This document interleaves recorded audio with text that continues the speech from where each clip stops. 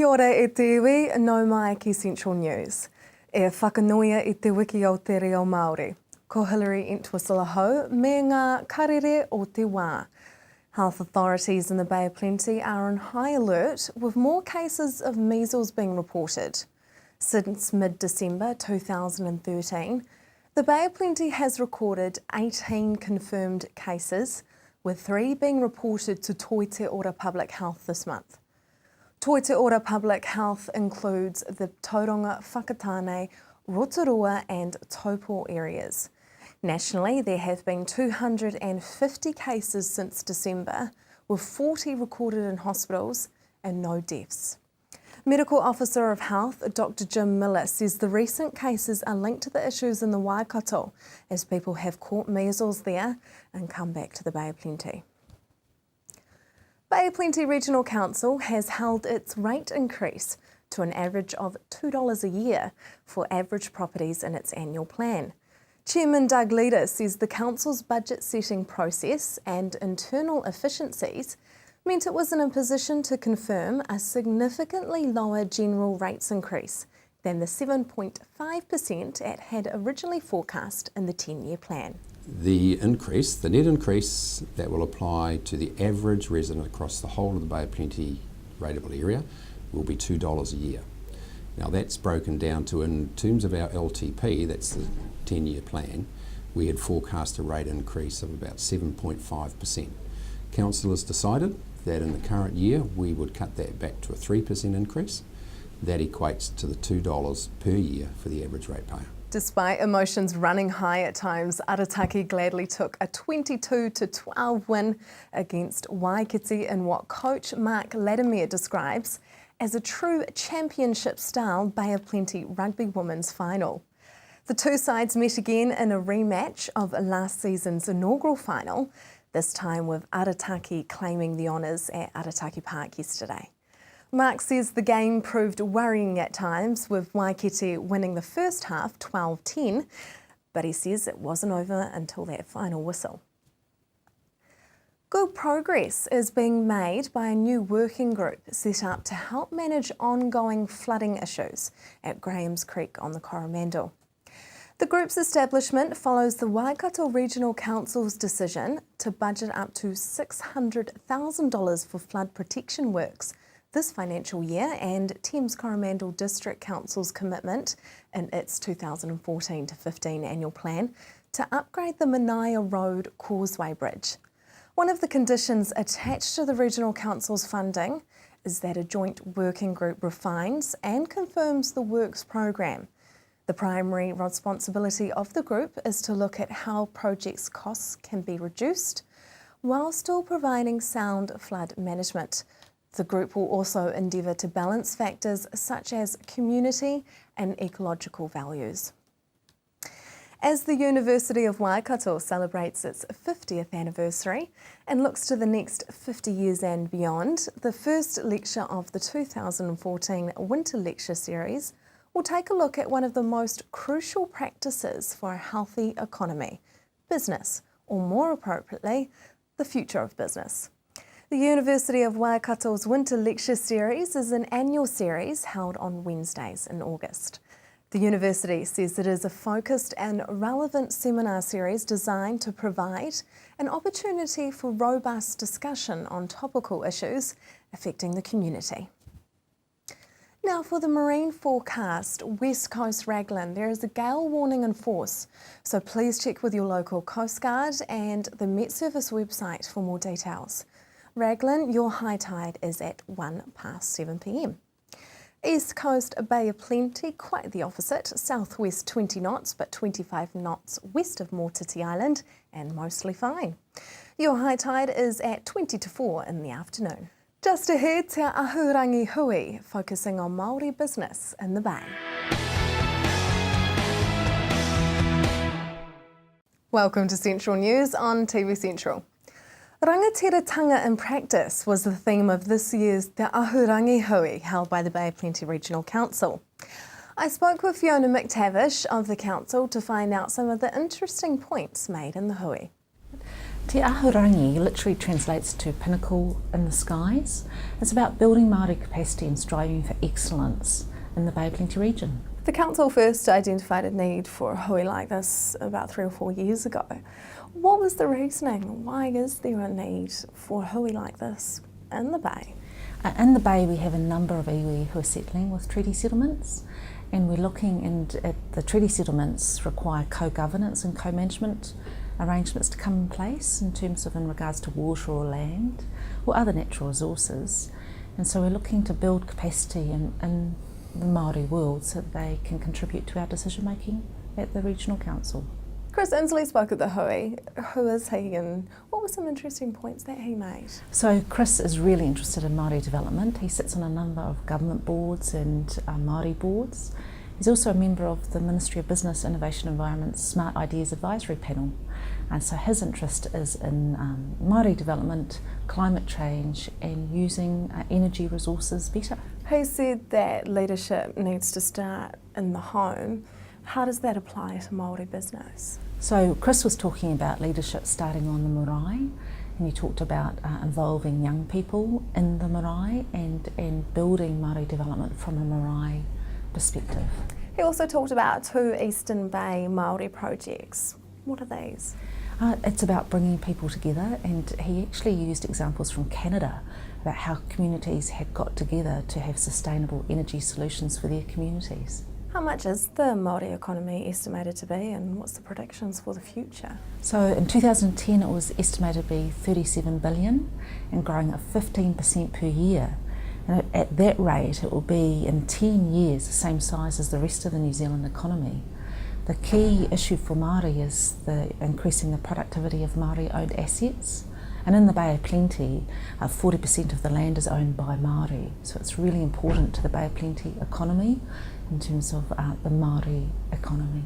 To find out more about the hui, visit bigoprc.gov.nz. This week is Te Wiki o Te Reo Māori, the week dedicated to promoting the Māori language. I caught up with iwi radio announcer Pat Spellman to see what it means to him. I think the aim of Māori Language Week is to generate awareness for Te Reo Māori. It's a brand awareness campaign, so it's like a road show. It's an opportunity for us to share one of our 3 official languages, a language that needs the attention, it needs the resurgence, it needs the energy. So it's a chance to sort of incorporate Te Reo into areas around New Zealand that maybe it wouldn't be widely received. It's just, I see it as a branding opportunity, if anything else. Every year there's a theme, so what's the theme for this year? Quite exciting actually. This year's theme is Te Kupu o Te Wiki, or Word of the Week. So like I said earlier, it's about brand awareness, it's about sort of spreading the reo and creating an opportunity for people to learn, sort of drip feed as opposed to sort of drown them, which was the kaupapa around our Tauranga Te Reo thing we were doing in Tauranga. So it's about making Te Reo Māori available to those who want to sort of learn at their own pace. And it's a really easy way to incorporate our tamariki and younger New Zealanders into the whole learning experience. So I really admire the Māori Language Commission for picking this theme, because I think it's a really cool way of incorporating Te Reo Māori into households, into workplaces, into different organisations that wouldn't generally sort of approach that opportunity for fear of getting it wrong. So this is about sort of taking down the barriers between knowing and not, and I think it's really admirable. So good on you. Te reo has not always been embraced by many New Zealanders. What's some of the history behind the language? Oh, I mean, I don't want to get into the sort of, we've moved on, right? So I think as opposed to dwelling on the past and focusing on some of the negative aspects of our journey with Te Reo Māori, I think we should sort of focus on the fact that now it is one of our official languages in New Zealand now, where it wasn't maybe in the past, and some of our whānau back in the day had to fight for the right to speak Te Reo Māori.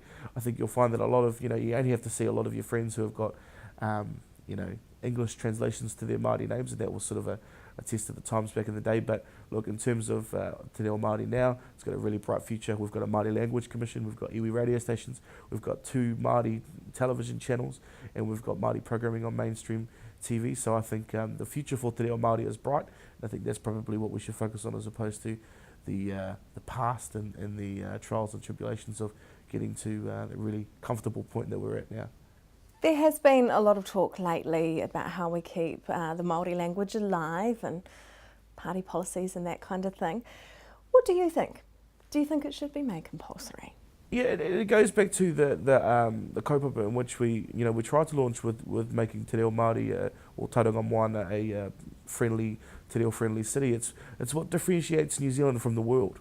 There's nothing else in New Zealand that you can't get anywhere else. I mean, apart from maybe some of our native trees and native birds, Te Reo Māori is what sort of makes us special.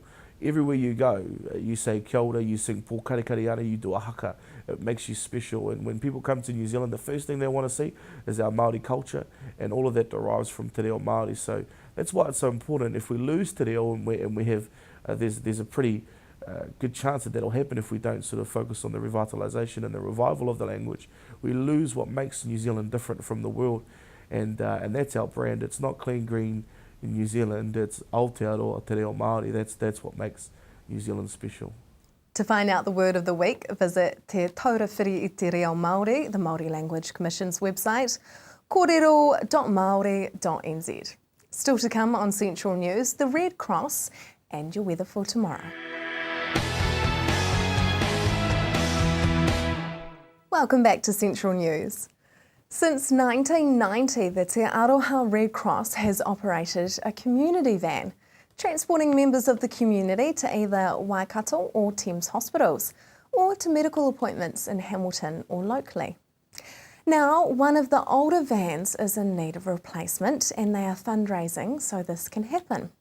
Anne-Marie spoke with Judy Finn and Murray Kidd from the Te Aroha Red Cross to find out why the van needs replacing and how much money is needed to make it happen. Well, we have two vans we run. The older of the vans is 5 years old. It has done 150,000 kilometres and needs quite a lot of maintenance, and we also need a little bit more comfort for the passengers. At 150,000 kilometres, we need a new one, stat, I think. I think so. Mari, when did the idea of these community vans first come into being?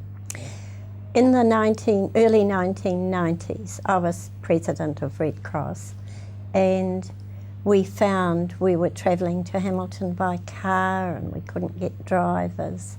So I came up with the idea we would get a community van.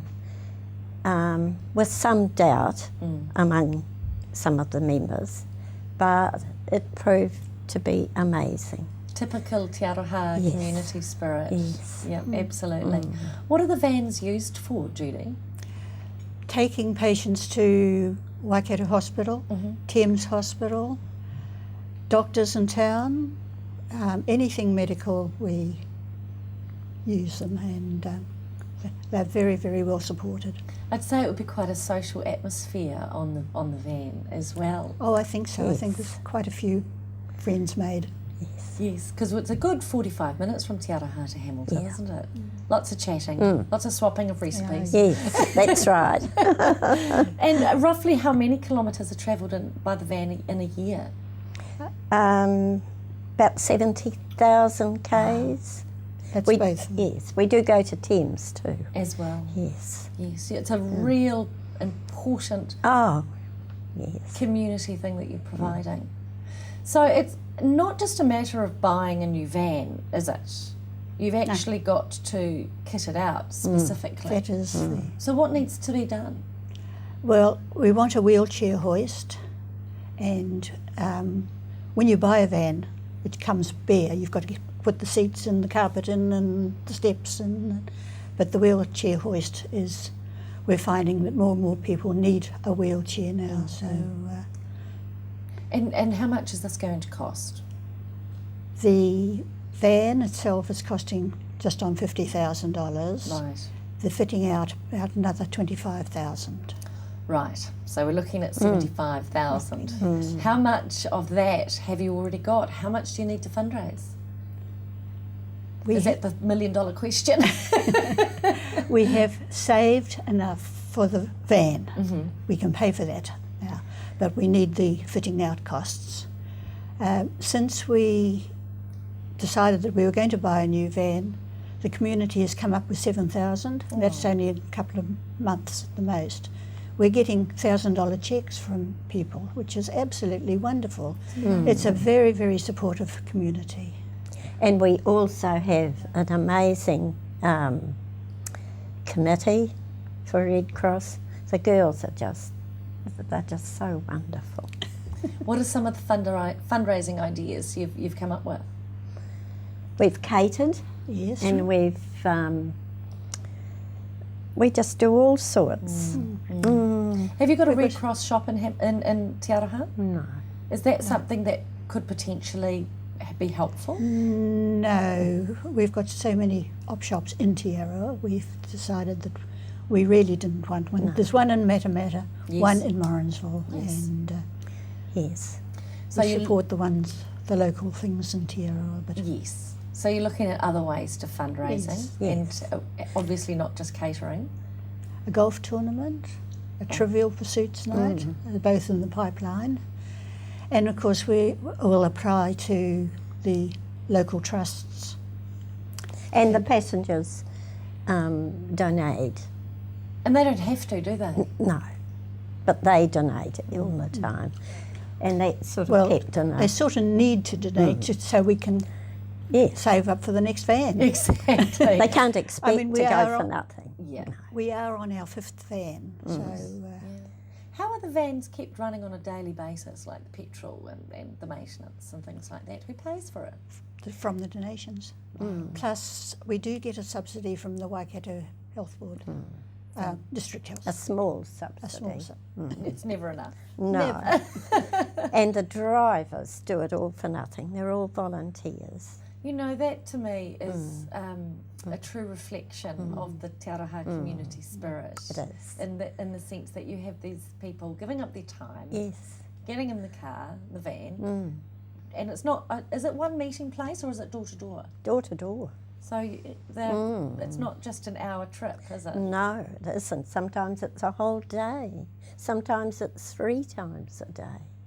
So, you know, we're very indebted to those. Yes, absolutely. A lot of these organisations can't run without volunteers. Would that be true? That's Oh, right. yes. And we have very good van coordinator and his wife who do a wonderful job. And it is a full-time job for them. So And again, they're volunteers. So if people want to donate, or maybe they've got some fundraising ideas, Yes. what do they need to do? Who should they get They in need to contact? contact Judy. Judy's the lady. Yes, she's our I'm secretary. the secretary here. Very good secretary. Well, fingers crossed, and I'm absolutely sure that you're going to reach the target, and Oh, that we new will. van will be with you before you know it. Before will. Christmas, Yes. Before Christmas. definitely. Yes. To donate or to help with fundraising, please phone Judy Finn on 07884 7954. Just ahead, the Steamers' Joe Royal.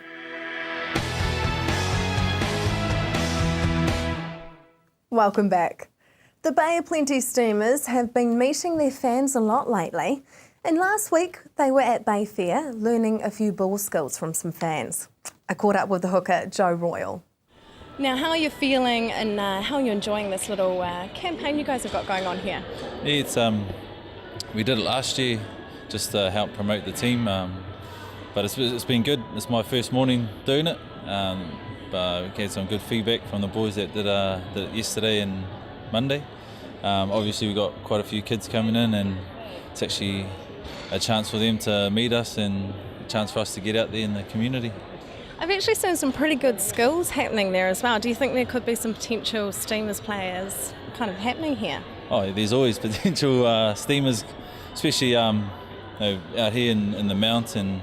We've got some good talent out in the bay, and we've seen actually some girls are pretty sharp with their skills, which is good. We're doing like a little time trial circuit thing, and the girls are actually winning. Wow, no comment.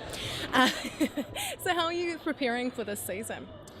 The boys have been training well during the off season, and had a pretty intense club rugby season. It's been quite tight with a lot of teams in that top half of the draw. but the boys are working hard, and we got a new trainer this year, and he's put us through our paces, which has been good, and we're all looking forward to a good ITM Cup. Now, last year was your first year with the Steamers. Didn't do so well last year. I'd hate to say it. Are you got something different that you're going to do this year? No, well, we were all new debutants last year. There was the majority of the team were new, which was going to be a rebuilding phase for us anyway. But this year our coaches have been working hard, with game plans and behind the scenes. And all us boys need to do is listen this year and hopefully get some wins. Last year you toured with the Māori All Blacks to United States and Canada. How was the tour? Oh, it's a dream come true for me. Learned so much about rugby and what it takes to get to that next level. All the discipline, the training that you need to do. But it was a huge honour for me to play for my culture and my country.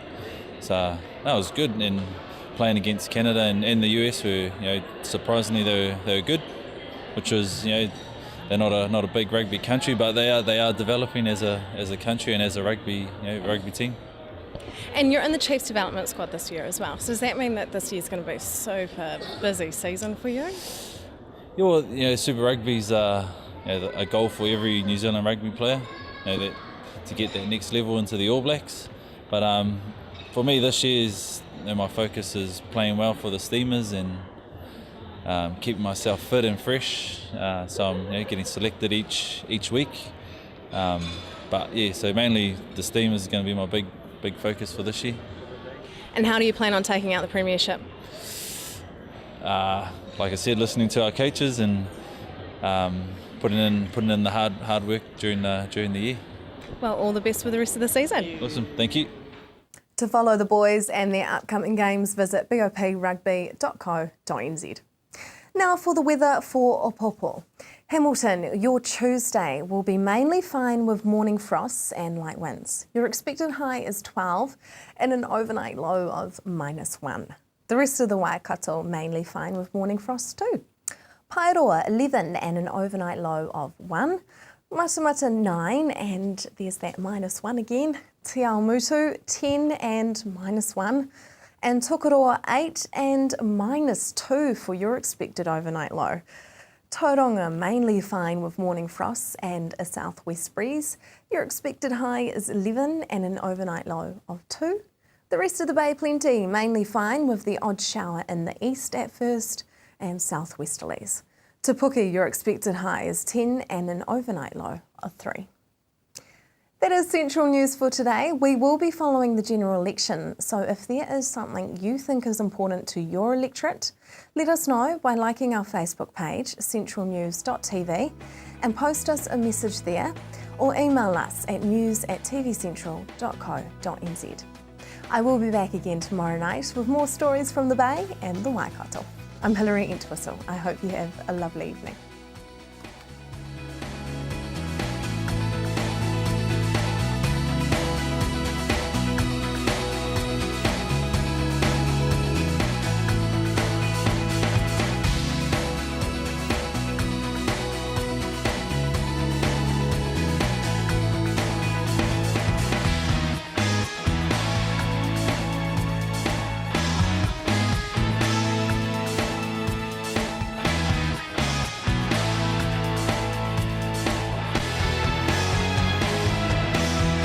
This has been an Alpha Media production, a division of Television Media Group.